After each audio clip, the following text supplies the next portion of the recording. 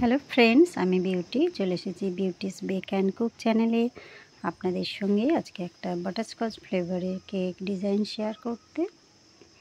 Cake স্পঞ্জটা আমি finalising করে রেখেছি, আর এখানে আমি কিছুটা পাইপিং জেল নিয়েছি, তার সঙ্গে অরেঞ্জ কালার মিক্সড করেছি। আমি জেলের সঙ্গে কোনো রকম জল মিক্সড করিনি। যদি আপনারা একটু পাতলা চান তাহলে সামান্য কয়েক ড্রপ জল মিক্সড করে নিতে পারেন। যেহেতু আমি মিক্সড করি না, সেই জন্য আমাকে একটু টাইম নিয়ে এটা স্প্রেড করতে হয়। মানে জেলটা আমি খুব কম পরিমাণ ব্যবহার করি। অনেকেই আছেন যারা জেল পছন্দ করেন না, সেক্ষেত্রে বেশি জেল দিয়ে দিলে অসুবিধা হতে পারে।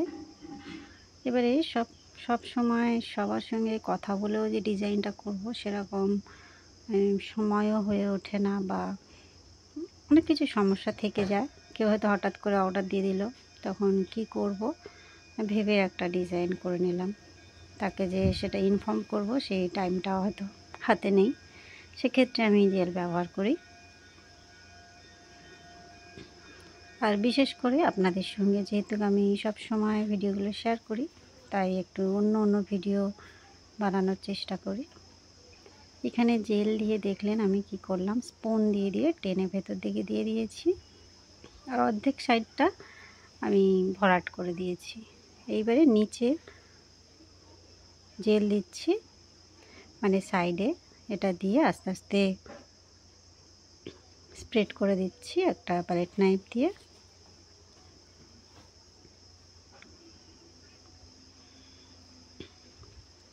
খুব ধীরে ধীরে করতে হবে, নচেত কেকটা খারাপ হয়ে যাবে। এখানে একটা টুথপিক দিয়ে আমি উপর দিকে টেনে দিচ্ছি ডিজাইনটা একটু অন্যরকম করার জন্য।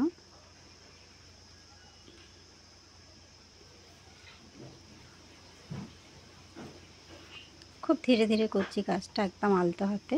এখানে কয়েকটা গোলাপ বানাবো। আমি একটা বড় সাইজের রোজ নজল নিয়ে নিয়েছি। খুব বেশি বড় করব না রোজগুলো, একদম মাঝখানে তিনটে পরপর লম্বা করে দিয়ে দেব। একদম দোকানের স্টাইলে এই ডিজাইনটা আমি করেছি।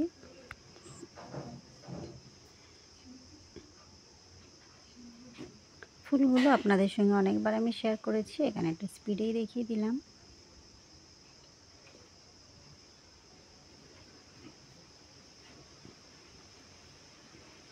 গোলাপগুলো একটু বাড়িতে প্র্যাকটিস করলে হয়ে যাবে।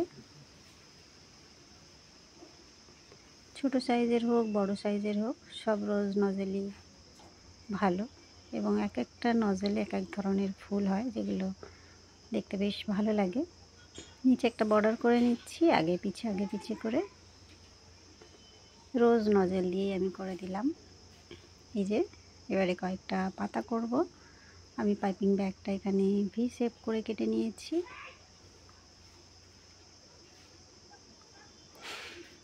এখানে আমি চকলেট গানাশের কয়েকটা ড্রপ দিচ্ছি, মানে বড় থেকে ছোট করে দিচ্ছি।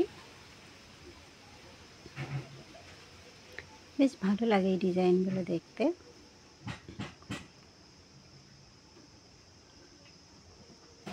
যারা নতুন তাদের জন্য আমি বলবো, মানে সঙ্গে সঙ্গে আইসিং করে জেল দিয়ে স্প্রেড করতে যাবেন না, সেক্ষেত্রে নতুনদের জন্য অসুবিধা হবে। কেননা ক্রিমটা ভীষণ সফট থাকে, তখনও সেট হয় না, সেট হতে একটু টাইম লাগে। কম করে 1 ঘন্টা ফ্রিজে রেখে তারপরে জেলের কাজটা করলে আমার মতে ভালো রেজাল্ট পাওয়া যাবে।